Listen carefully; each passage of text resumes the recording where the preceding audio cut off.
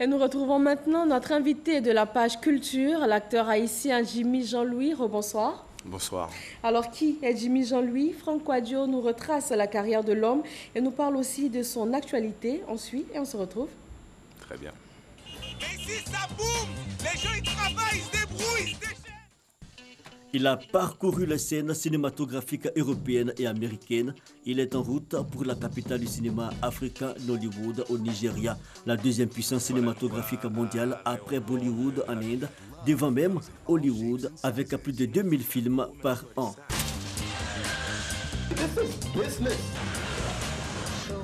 Jimmy Jean-Louis, acteur haïtien connu pour avoir incarné à l'écran Toussaint Louverture. Il mène son coup de clap sous forme documentaire en compagnie de Rachid Dibou.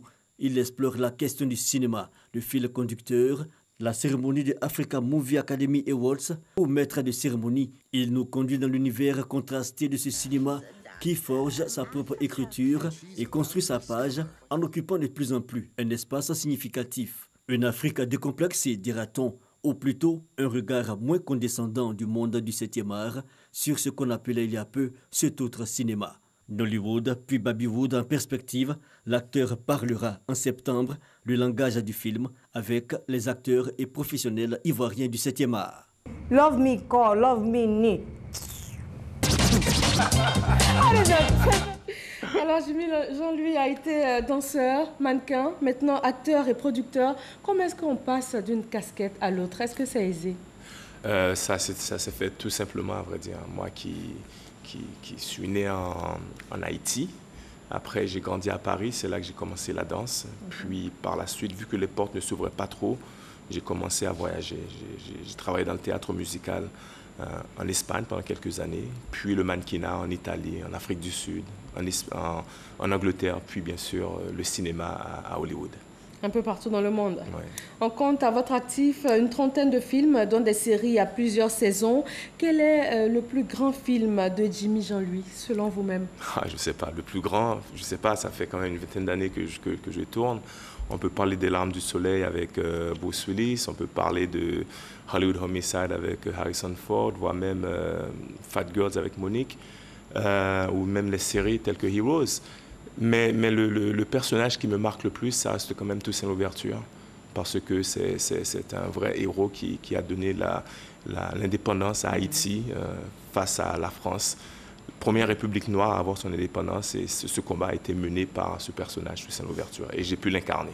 Un personnage assez symbolique. Est-ce qu'il a été facile à jouer, à incarner? Ah non, pas du tout. Ça ne peut pas être facile. Déjà, c'est un poids. C'est la première fois qu'on incarnait Toussaint Louverture en fiction. Et puis moi, en tant qu'Haïtien, je savais que des générations qui allaient suivre prendraient mon visage en l'associant directement avec Toussaint Louverture. Donc, c'était un poids énorme. Que vous avez réussi quand même à gérer. Merci. Bien. Alors, vous êtes engagé dans l'humanitaire Hollywood United for Haiti. Qu'est-ce que cela représente pour vous? Haïti, c'est un pays que je trouve qui a beaucoup souffert, malgré ce que Haïti a fait pour le monde, étant la première république noire à avoir son indépendance. Moi qui habite à Los Angeles, à Hollywood, j'avais pas mal d'amis autour de moi, des collègues. Et j'ai commencé cette association qui s'appelle Hollywood Unites for Haiti. Le but, c'était de réunir tous ces amis pour qu'on puisse avoir un petit focus sur Haïti. Comment est-ce qu'on peut faire des aides pour que les enfants venant de cette île arrivent à avoir un peu d'encadrement. Et puis, bien sûr, est venu le tremblement de terre qui a vraiment mis Haïti dans une situation catastrophique. Et là, tous les projecteurs étaient sur Haïti. Donc, bien sûr, on a continué à œuvrer avec Hollywood Unites for Haiti, mais de l'autre côté, il y a pas mal d'autres acteurs qui se sont aussi implantés en Haïti, tels que Sean Penn, Ben Stiller ou autres.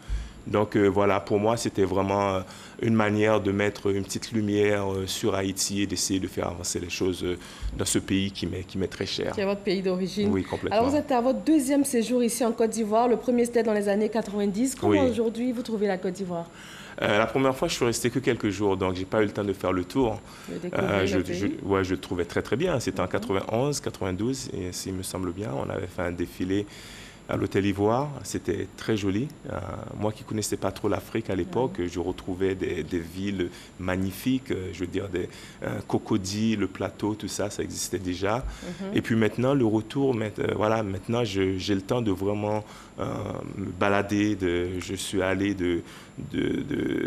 d'Abidjan à Bassam, à Assini, à Yamoussoukro. Donc j'ai eu le temps de bien comprendre le pays un petit peu et je le trouve assez magnifique. Il y a un potentiel fou.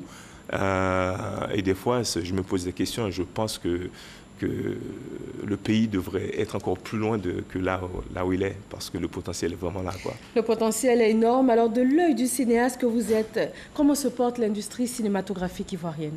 Ben, c'est une industrie qui prend forme, qui veut faire des choses.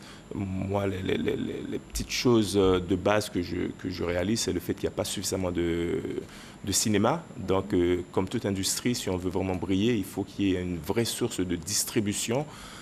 On me fait dire qu'il y a des cinémas qui sont en train de s'ouvrir, donc c'est très bien pour cette industrie. Et ce que je vois, c'est que de par la structure de cette ville, de par la volonté de ces jeunes, Abidjan pourrait devenir le hub du cinéma africain, surtout l'Afrique francophone, parce qu'il y a déjà beaucoup de choses en place. C'est sûr que c'est très jeune point de vue cinéma. Il y a des séries qui se font, il y a quelques films qui se font.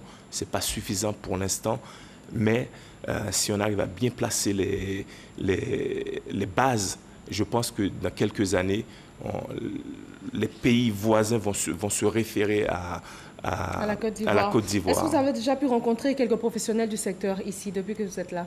Oui, parce que déjà je tourne un film, donc automatiquement je tourne avec quelques professionnels, que ce soit Bienvenue Neba, qui est un acteur, il y a aussi Mac Danone, mais il y en a d'autres que je connaissais déjà, tels que Ray Reboul, ou même les interprètes Interprète, c'est ça? Le film Interprète, oui, qui a sa deuxième phase. Oui, que je les avais tous les deux rencontrés à Los Angeles lors de leur passage. Votre actualité aujourd'hui ici, c'est Jimmy Goes to Nollywood. Pourquoi est-ce que vous avez choisi de faire un documentaire sur le cinéma nigérien et pourquoi le diffuser en Côte d'Ivoire? J'ai fait ce documentaire à Nollywood, à Lagos, parce que moi, je connaissais Nollywood. Je vis à Hollywood, mais les gens de Hollywood ne connaissaient pas Nollywood. Donc, j'ai décidé de mettre un coup de lumière sur cette industrie pour qu'on puisse expliquer un petit peu ce que c'est, ce qui se fait. Et voilà, donc j'ai fait ce documentaire qui a eu la chance de parcourir le monde dans les festivals et s'est diffusé dans beaucoup de chaînes, y compris Netflix aux États-Unis et en Angleterre. Donc voilà, donc du coup maintenant le monde qui ne connaissait pas trop cet univers de Nollywood arrive à le comprendre grâce à Jimmy Goes to Nollywood. Et pourquoi est-ce que vous choisissez aujourd'hui de le diffuser ici? Et puis après la projection du film, vous aurez un échange avec le public. Quelles sont vos attentes? Un échange avec le public, un échange avec les professionnels, du cinéma ici pour qu'on puisse discuter du cinéma. Quel est l'état? On peut parler de Nollywood, on peut parler de la France, on peut parler de Hollywood et on va parler aussi de Abidjan, de Babywood. Babywood. Alors pour terminer très rapidement, quels sont les secrets du succès de Jimmy Jean-Louis, acteur haïtien qui tourne partout dans le monde? Moi, on aimerait vraiment le savoir. Je me fais du monde comme mon salon parce que je suis un gamin de rue qui aime bien parcourir le monde et voilà, je me sens très à l'aise dans beaucoup d'endroits et c'est pour cela le fait de parler plusieurs langues aussi me permet de travailler aussi bien en France, aux États-Unis, au Mexique, voire même... Et puis à Abidjan. Et à Abidjan maintenant. Je suis ici d'ailleurs pour un film. Donc c'est pour cela que je suis là. Je tourne un film qui s'appelle Dérance. Francis Dérance, voilà, c'est l'histoire d'une famille qui se retrouve un petit peu piégée. Merci, nous sommes pris par le temps, alors nous allons découvrir ce film quand il sera terminé. Merci à vous, Jimmy Jean-Louis. Merci à tous de nous avoir suivis. Très bonne fin de soirée sur RTI 1. Et je vous dis à demain, 20h.